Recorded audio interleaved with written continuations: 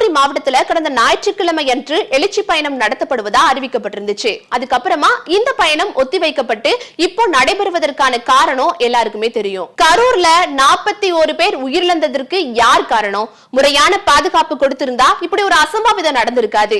தமிழ்நாட்டை தலை குனிய விடமாட்டேன் அப்படின்னு சொன்ன ஸ்டாலின் இன்னைக்கு தலை குனிந்து நிற்கிறாரு. கரூர் சம்பவத்தை மறைக்க பல நாடகம் போடுறாங்க. ஸ்டாலின் இன்னுமே திருந்தல. ஆட்சியாளர்கள் முறையான பாதுகாப்பு கொடுத்திருந்தா 41 உயிர்கள் காக்கப்பட்டிருக்கலாம் அப்படின்னு ஸ்டாலின் அரசு மீது தனது கோபத்தை வெளிப்படுத்தி இருந்தாரு எடப்பாடி கே பழனிசாமி அவர்கள். பெண்கள், குழந்தைகள் உட்பட 41 பேர் உயிரிழந்ததற்கு அரசுதான் பொறுப்பேற்கணும். ஆளுங்கட்சிக்கு ஒரு நீதி, எதிர்கட்சிக்கு ஒரு நீதி இருப்பது சரியானது அல்ல. அரசாங்கத்திற்கு தான் நாட்டு மக்களை காப்பதற்கான பொறுப்பு இருக்கிறது. பொதுக்கூட்டம், பேரணி, ஆர்ப்பாட்டங்களுக்கு பாதுகாப்பு கொடுப்பது அரசின் கடமை.